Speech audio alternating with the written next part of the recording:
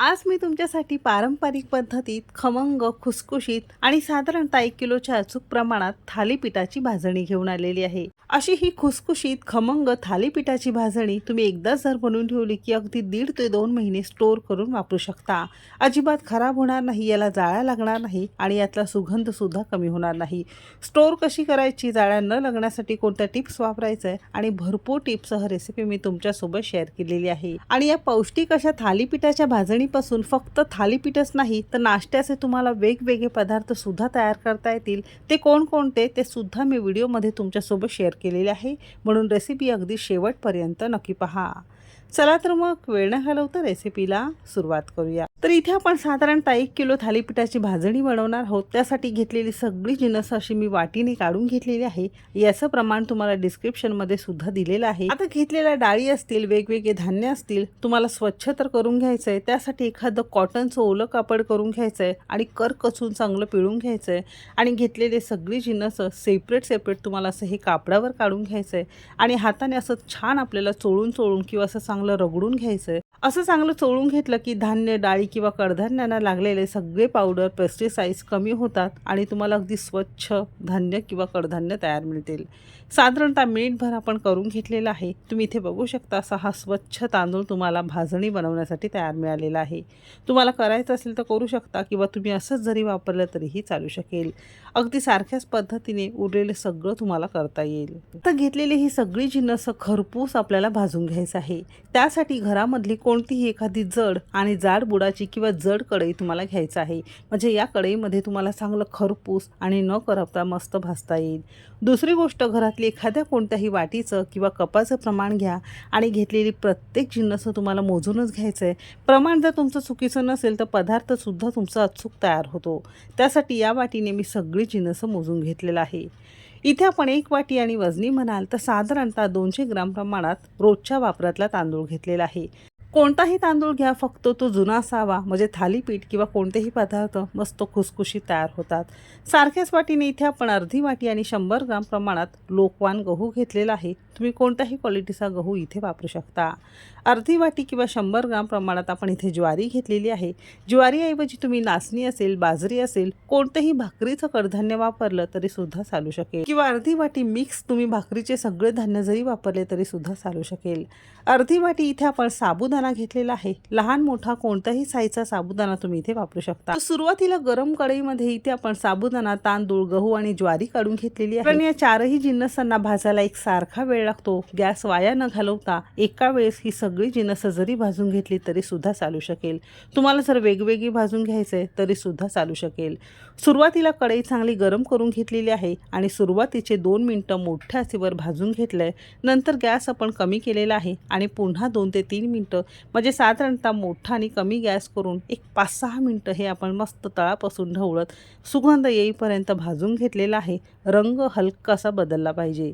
एका सेपरेट ताटावर आपण हे काढून घेतलेलं आहे आणि असं हे आपण पसरून घेणार आहोत. आता याच कढईमध्ये इथे आपण प्रत्येकी पाव कप आणि प्रत्येकी वजनी म्हणाल तर साधारणतः 50-50 ग्राम इथे आपण मिक्स कडधान्य घेतलेले आहेत, ज्यामध्ये चवळी, मटकी, हिरवा वाटाणा, पावटा, सोयाबीन, काळे चणे असतील, मिक्स मूग असतील, असे हे प्रत्येकी पाव वाटी आणि 50-50 ग्राम इथे आपण मिक्स कडधान्य घेतलेले आहेत. कडधान्य तुम्ही तुमच्या आवडीप्रमाणे कमी अधिक किंवा आणखीन यामध्ये तुम्हाला काही ॲड करायचं असेल तुम्ही करू शकता.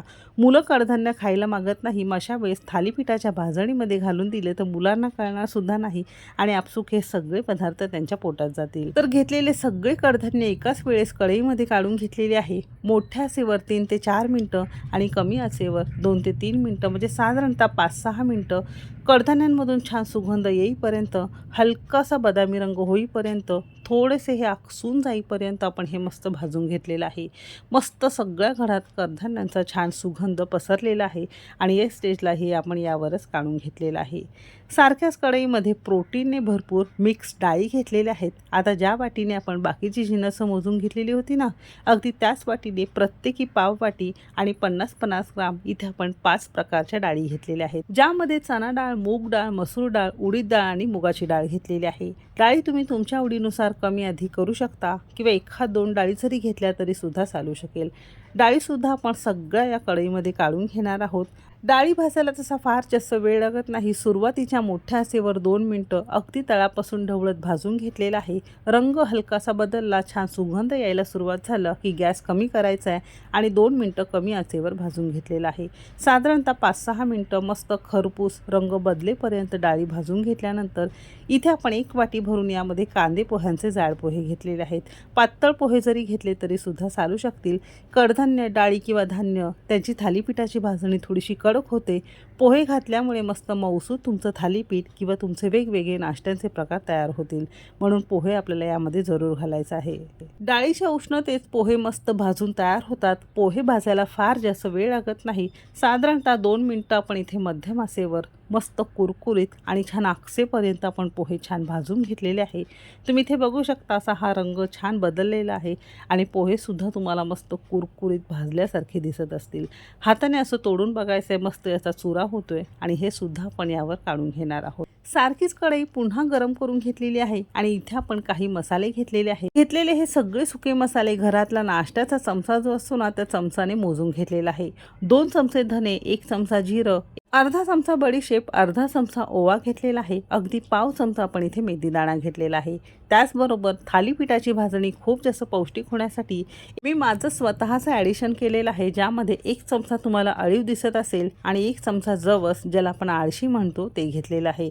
तुम्हाला घालायचं असेल तर घालू शकता किंवा न घालता सुद्धा तुम्हाला करता येईल. अळीव आणि जवस थोडेसे पौष्टिक आहे. हिवाळ्याच्या दिवसांमध्ये खाल्ले पाहिजे. अशा वेळेस असं खाल्लं जात नाही. मग असं हे थालीपीठाच्या भाजणीबरोबर जर घालून दिलं तापसोप न कळत आपल्या पोटात जाऊ शकतं. आता हे सगळे जिन्नस साधारणतः मध्यम आचेवर 5 मिनिटं मस्त खरपूस भाजून घेतलेली आहे. प्रत्येक मसाल्याचा स्वतःचा छान सुगंध येईपर्यंत आपण हे भाजून घेतलेलं आहे. असं छान भाजल्यानंतर भाजलेली सगळी जिन्नस असतील, म्हणजे सुरुवातीला भाजून ताटामध्ये काढून ठेवलेली होती, ते सगळं आपण हे धान्य, कडधान्य, डाळी असतील सगळं काढून घेतलेलं आहे. मध्यम आचेवर 5-6 मिनिटं पुन्हा आपण चांगलं भाजून घेणार आहोत. दिसायला किती सुंदर दिसते तुम्ही इथे बघू शकता. आणखीन तुम्हाला यामध्ये काही ॲड करायचं असेल तर यामध्ये तुम्ही ॲड करू शकता. टोटली तुमची चॉईस आहे. असं हे छान झालेलं आहे. या स्टेजला आपण गॅस बंद केलेला आहे. तर अशी ही मस्त खमंग खुसखुशीत थालीपीठाची भाजणी तुमची तयार झालेली आहे. भाजणी संपूर्ण तयार झाल्यानंतर आपण याचं पीठ करून आणणार आहोत. पीठ करताना खूप जास्त बारीक नको किंवा खूप जास्त जाड नको. घरघंटीवर करू शकता किंवा तुम्ही पिठाच्या गिरणीमध्ये जरी करून आणलं तरी चालू शकेल. भाकरीच्या पिठाप्रमाणे थोडंसं दरदरीत किंवा जाडसर तुम्हाला हे पीठ ठेवायचं आहे. अगदीच तुम्ही बारीक पीठ दळलं की थोडीशी घट्ट किंवा कडक थालीपीठ किंवा नाश्त्यांचे प्रकार तयार होतात. तर साधारणतः एका ताटावर काढून घेतले, तासभर पंख्याखाली संपूर्ण थंड केल्यानंतर याची आपण मस्त पीठ किंवा थालीपीठाची ही भाजणी तयार करून आणलेली आहे.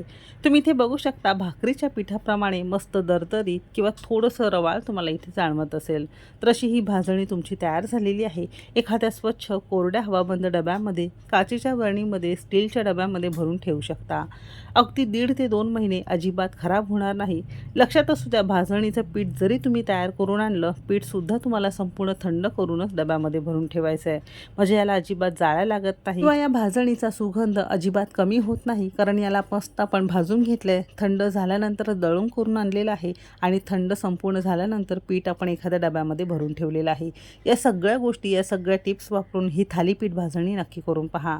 थालीपीठाच्या भाजणीपासून फक्त थालीपीठच नाही तर इडली, डोसा, वडा, सांबार किंवा तुम्ही अप्पे तयार करू शकता. वेगवेगळे पदार्थ तयार करू शकता. कसे करायचे ते पुढे व्हिडिओमध्ये मी तुमच्यासोबत शेअर करणार आहे. या सगळ्या रेसिपी पाहण्यासाठी चॅनेलला सबस्क्राईब करा. रेसिपी कोणत्या शहरातून बघताय ते सुद्धा नक्की सांगा. चला तर मग भेटू एक मस्त आणि जबरदस्त रेसिपीसोबत. तोपर्यंत मस्त खा आणि स्वस्त रहा.